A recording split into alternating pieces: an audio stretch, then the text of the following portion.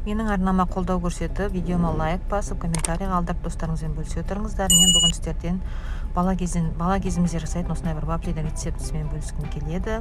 Ең алдымен 5 жұмыртқа мен 200 грамм секерді мен миксерде әбден аппақ көбікіш болғанша, қойылғанша миксерлеп алдым. Міне осындай қоп-қою болып көтерілді жұмыртқа мен секер. Енді мен үй температурасында тұрған 250 грамм сары майымды осылай салдым.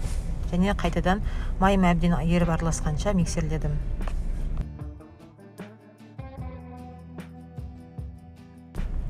Міне осыдан кейін ғана мен 300 грамм ұнымды електен әбден өткізіп алып, қосып, жай ғана скоростта миксерлеп алып, әбден араластырдым. Өте осындай қою масса шықты. Енді бұл массаға мен азғантай ғана сүт құйып, қазір тағы да араластыратын боламын.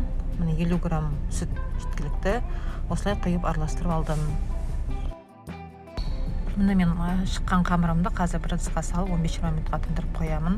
Кішкене тұру керек, содан кейін ғана пісіремін. Менде мынандай вафельница. Бұл вафельницаны кезінде қайнатам енеме 8 мартқа сыйлаған екен. Оған да уже 40 жылдай болып қалған вафельница. Мен осы вафельницада пісіремін. Осыған мен бір қасығымды салып, қызып тұрған вафельницаға осылай тегістеп шығарып ала беремін.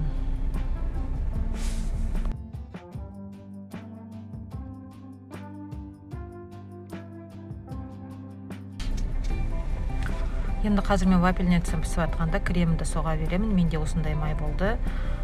Және деп сгущенкасын пайдаландым. Осы сгущенкамен майды бір ыдысқа салып алып, май комнатный температурада болу керек. Осыны миксермен соғып, әбден жақсылап тұрып араластырып, крем дайындап қоя беремін. Міне менің вафельницаларым пісіп болып қалып жатыр. Қазір соңғысын саламын. Міне менің барлық вафлиларым пісті, өте тамаша шықты. Енді қазір мен барлығын креммен жапсыратын боламын. Ол үшін кремді осылай вафлима жақтым.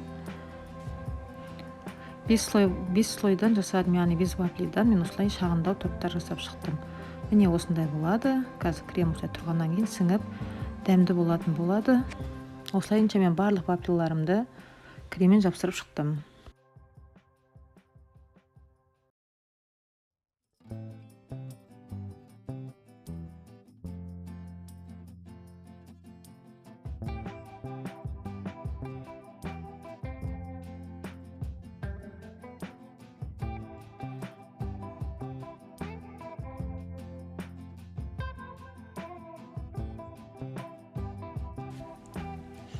Міне мен барлық вафлиларым жапсырды. Міне мен біреуін кесіп көрейін.